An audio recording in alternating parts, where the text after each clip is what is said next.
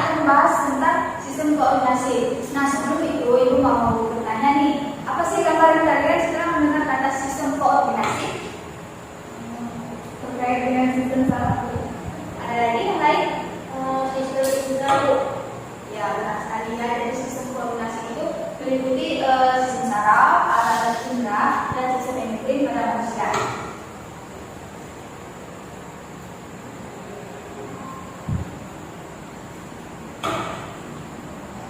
Nah, sistem koordinasi tersebut merupakan keserasian organ-organ tubuh karena adanya koordinasi sistem saraf. Sistem koordinasi bekerja menerima rangsangan, mengolah dan merumuskan rangsangan. Rangsangan bisa berupa cahaya, warna, dan bau. Serta rangsangan diterima oleh indera diteruskan ke otak. Terus di otak rangsangan diolah untuk menentukan respon. Nah, ini bisa kalian lihat di sini merupakan gambar dari sistem saraf. Nah, di situ ada otak, sumber tulang belakang, dan yang lainnya itu merupakan organ dari mata hingga ke ranting. Jelas gambarnya? Jelas, Bu. Ada yang mau ditanyakan semua gambar ini? Belum ada ya? Kita lanjut. Nah, ini merupakan diagram dari sistem saraf manusia, di mana sistem saraf manusia itu meliputi otak dan sumber tulang belakang, sedangkan sistem saraf kepala itu meliputi saraf kranial dan saraf spinal.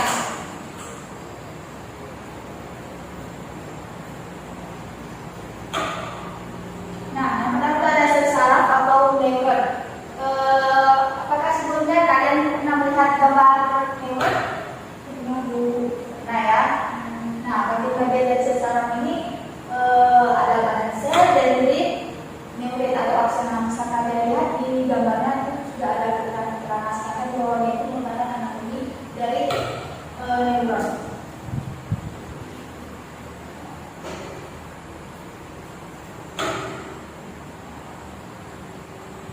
Nah, di sini ada gambar dari lebih jelasnya lagi dari neuron, yang mana neuron dibungkus oleh selubung mielin dan beberapa sel suat. Selubung mielin tersusun dari lemak yang tidak membungkus pada neuron. Bagian neuron yang tidak terselubungi mielin dinamakan nukleus radial. Ujung neuron sel saraf satu akan bersambung dengan ujung dari sel lain. Persambungan tersebut disebut dengan sinapsis. Nah, itu merupakan gambar dari anatomi yang lebih dalam lagi dari neuron. Bisa dilihat anak-anak agak jelas? Jelas, Bu. Jelas ya? Apakah ada yang ingin tanyakan sebelum kita lanjut ke yang lain? Tidak ada, Bu.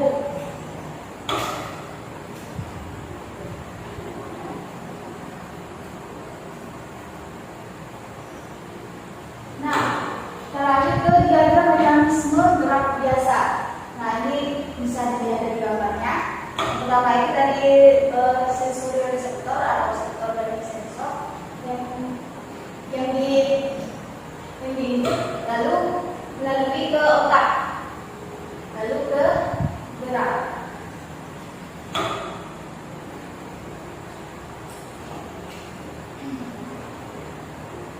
Nah, ini merupakan gambar dari diagram mekanisme gerak refleks. Bisa dilihat ya, anak-anak.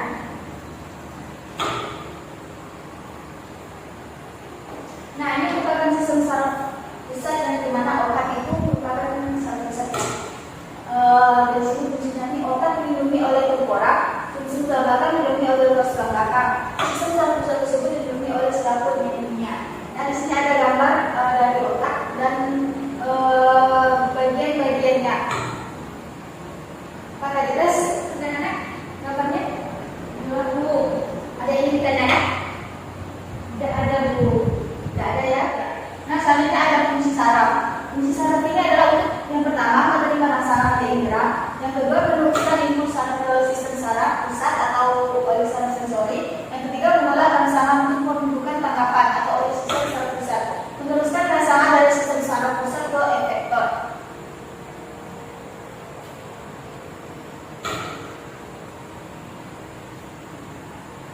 Nah, kita lanjut ke alat indera pada manusia. Sebelumnya pada penjelasan sistem saraf tadi, apakah ada yang ingin ditanyakan? Kalau tidak jelas, bisa ditanyakan. Buktinya belum ada, Bu. Gimana ya? Jadi kita lanjut ke alat indera pada manusia. Nah, sebelumnya aku mau nanya nih, alat indera itu apa saja sih yang kalian ketahui?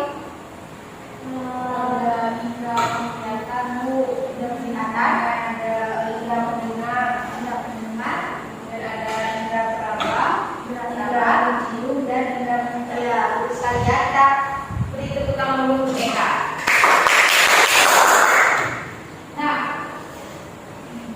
Nah, pada alat indera tubuh kita ini dilengkapi dengan organ penerima rangsangan dari luar berupa sistem indera.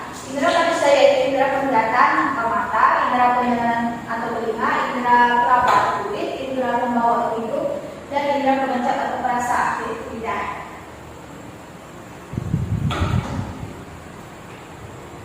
Nah, yang pertama ada mata.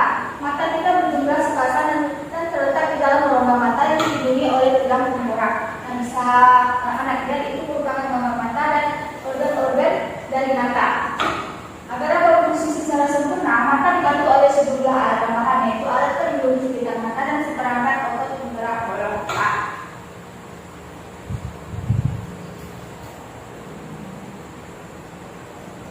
Nah, di sini ada gambar dari penampang bola mata. Bisa dilihat, anak-anak apakah jelas gambarnya? Jelas ya. Nah, situ ada iris, ada pupil, ada kornea, ada sclera, dan lain-lainnya. Ada yang ingin ditanyakan? Cukup jelas, Bu. Jelas ya. Nah, ini merupakan gambar dari struktur retina. Sebelumnya apakah kalian pernah melihat gambar seperti retina? Sudah, Bu. Sudah ya, Bu. Nah, ini dari gambar dari struktur retina yang ada bagian-bagiannya, ada koroid, ada macula, ada fovea, ada sclera, dan ada retina. Dan itu retina itu yang seperti balok, bisa dilihat. Jelas ya gambarnya? Lalu,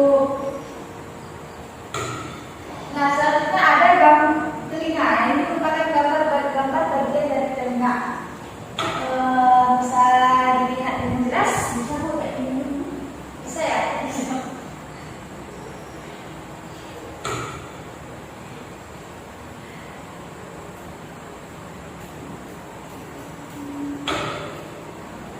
Nah, lanjut kepada proses mendengar.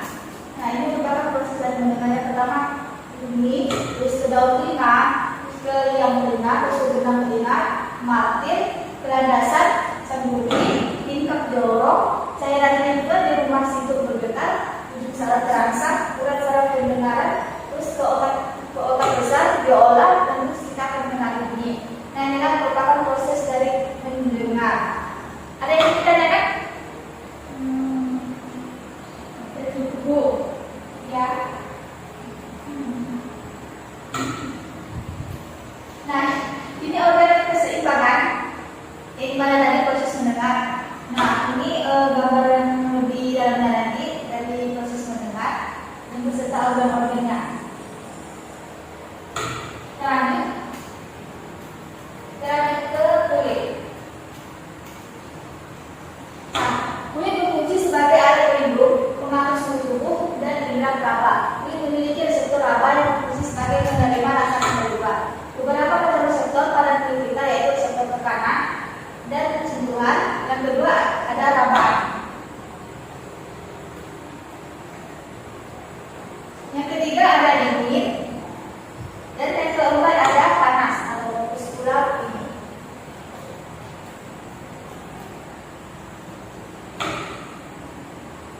Nah, ini merupakan gambar dari struktur dan lokasi reseptor pada kulit. Nah, bisa dilihat itu yang ada batang rambut, ada ujung saraf, ada kelenjar minyak, ada otot pendekat rambut, akar rambut, kelenjar keringat, pembuluh darah, epidermis, dermis, dan lemak subkutan. Jelas anak-anak gambarnya? Jelas, Bu.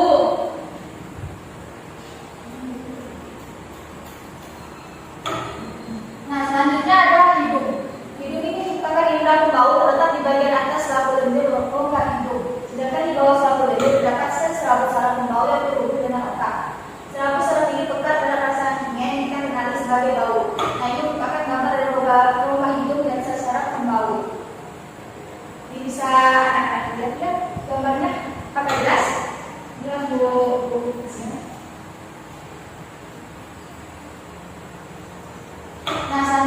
penggunaan lidah.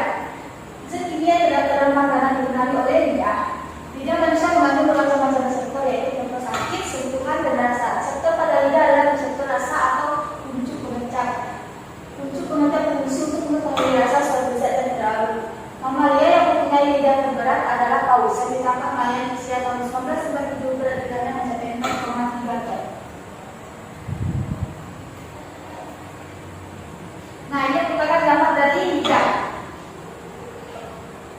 Yang dimana pada dasarnya indera berasa bekerja sama dengan indera pembau untuk mengidentifikasi suatu rasa.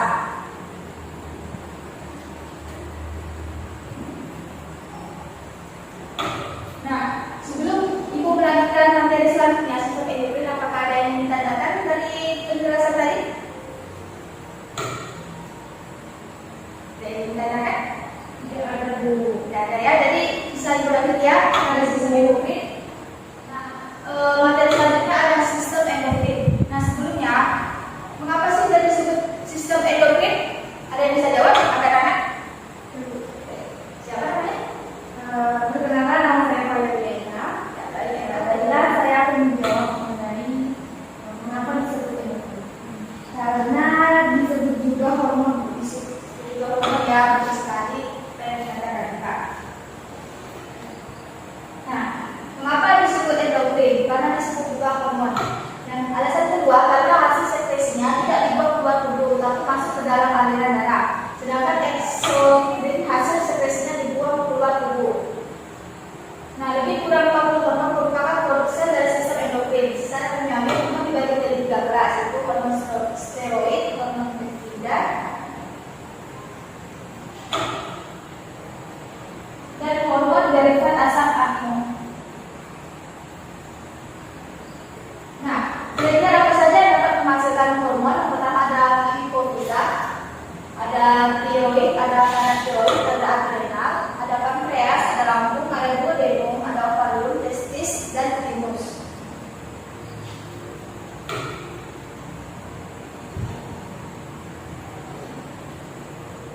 Nah, ini ada gambar dari manusia yang mengikuti organ-organ sistem endokrin. Yang dimana di sini ada hipotalamus yang ada di sini. Ya, lihat anak-anak. Di sini ya. Nah, yang kedua ada pineal gland. Nah, di sini ada tiroid. Paratiroid itu berdekatan ya. Terus ada thymus gland itu di sini. Terus ada adrenal gland di sini. Di sini ada pankreas. Di sini ada ovari. Kelihatan anak-anak? Lihat Bu. Nah, di sini ada testis ya. Nah, sebelum Ibu mengakhiri pembelajaran hari ini, apakah ada yang ditanyakan mengenai sistem endokrin? Tidak ada Bu. Tidak ada. Apakah sudah jelas? Jelas. Sikap komunitas nanti bisa belajar lagi di depan dan belajar lagi pelajaran yang dibahas hari ini. Nah, sebelumnya Ibu akan memberikan kalian tugas secara berkelompok untuk membuat cerita atau gambar terstruktur dari sel saraf dan sistem endokrin. Di sini Ibu akan membagi kelompok 5 orang, yang dimana tugas ini akan dikumpulkan seminggu yang akan datang. Ada yang ditanyakan tentang tugas ini? Ada Bu. Kelompoknya berapa orang ya Bu? Kelompoknya 5 orang. Nanti kalian yang mencarinya sendiri atau kalian menyusun sendiri. Terus kalau sudah dapat kelompoknya, kumpulkan sama Ibu ya. Iya Bu. Nah, terus cerita yang kalian dapat itu nanti kalian gambar di buku gambar. Terus kalian tulis keterangannya. Paham sampai di sini? Mau pelajaran pada hari ini, minta kalian tepuk tangan atas apresiasi pembelajaran hari ini. Terima kasih mengucapkan sebelumnya mohon maaf jika ada